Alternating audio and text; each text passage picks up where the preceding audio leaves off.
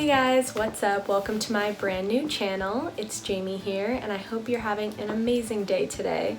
I know that things are kind of crazy right now with everything going on in the world, and so I hope you're just being extra kind to yourself and doing everything you can to stay safe and healthy at home if you're able to do so. So for those of you who don't know, up until a couple of weeks ago, I was working at a flower shop down on the coast, and when all this started going down, we did have to close up shop temporarily. And I've been keeping myself really busy with a lot of journaling and reading and at-home workouts and just projects around the house. But a couple of days ago, I really started to miss flowers and just getting to play around and make beautiful things with some of the coolest and most creative people I've ever met. And so I did try and go the foraging route and just look around my backyard and my neighborhood for different things that I could work with and arrange with. But I was pretty limited in what I had access to, and it's definitely not the same as working at a full-service flower shop. And I've actually wanted to start a garden for a really long time, and I've tried kind of on and off but never really committed, so I thought now would be the perfect time. And I just want to do a little disclaimer that despite my brief experience as a florist, I have no experience whatsoever with the actual growing process of flowers, and I really don't know anything. So please don't feel overwhelmed with this whole experience, and I hope that we can just learn about this together and I can share anything that I learn along the way. So without further ado, let's go outside and get started. Alright, so my backyard doesn't have a ton of space for a garden, but we did have this little area on the side of the house that's about 2 feet by 16 feet. There used to be some little camellia plants in here, but they were looking pretty sad, so we dug those out and transplanted them to the front yard. Next, I used a shovel to break up the dirt. I had originally planned on putting some little wood boards and planting directly into the soil here, but as soon as I got my dad involved, I knew it was not going to be that simple. We ended up building 2 huge planters for around $30 each, and I'm so pleased with how they turned out. And we'll actually be making a third one pretty soon, so I'll give you all the details and how we made them in another video coming up. I ended up filling in the whole thing with wood chips, as you can see here, and then raking it smooth. Here I'm just flattening it all out to make sure it's nice and level before we measured and moved our planters into place.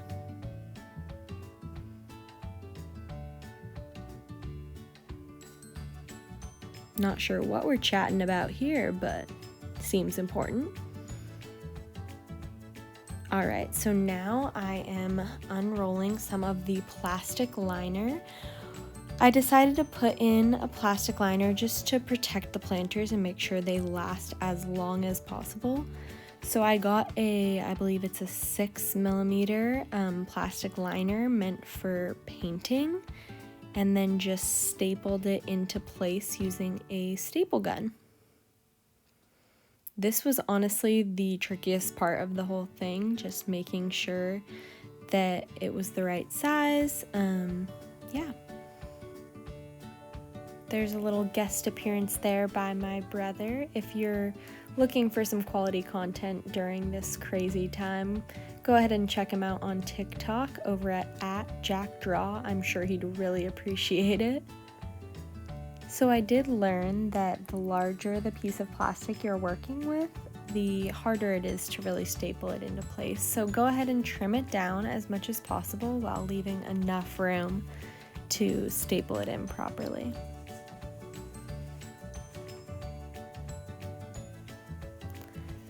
Then I went ahead and grabbed some of my potted plants that I got from Home Depot. I did end up going with some seed packets and some plants that were already pre-started. Because I am new to this whole gardening thing, I wanted to give myself the best chance possible to succeed.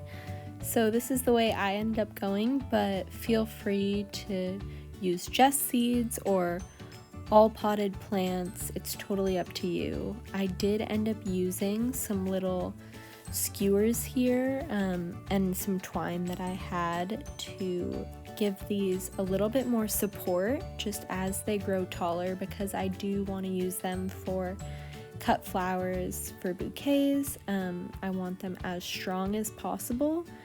These probably are a little bit short, but they're just what I had on hand, so I might end up swapping those out there. And then I did plant some aster to the right of these snapdragons. I had some that were pre-potted and then some seeds there. And then here I am stapling the second planter here with that same plastic. This gives you a little bit better of an angle here to see how I went about doing that. I did start out kind of in the middle and then worked out on both sides, and then did the corners last just to get, it's kind of like wrapping a gift, so that's the best way I found to do it there. We had a lot of guest appearances in that little short bit right there.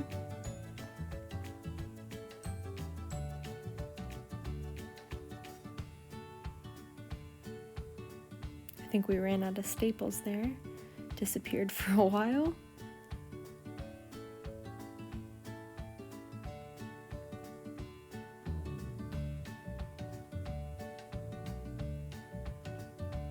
So like I was saying earlier, this definitely is the most time-consuming part as far as planting goes, other than building the actual planters.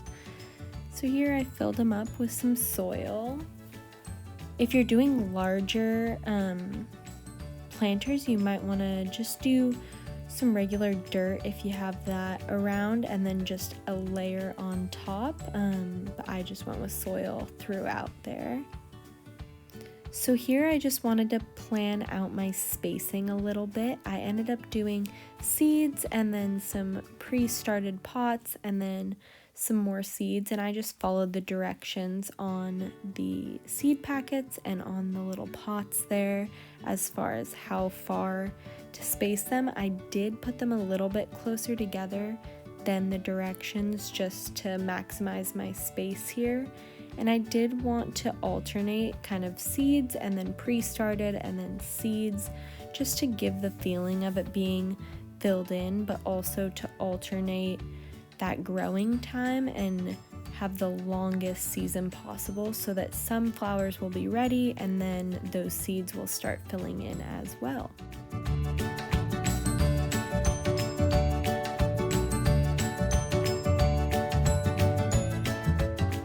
Alright, so there you have it. I hope you enjoyed watching, and if you're bored at home, I highly encourage you to use this time to get outside and start a garden. There are so many psychological benefits to being around flowers and gardening and just being outside, as far as anxiety and overall mood. I could go on, but if you do decide to plant some seeds, or you already have a little garden going at home, we would love to see it. So please post on Instagram and tag us over at @bearandthebees_shop, or use the hashtag #BearandTheBeesGardenChallenge.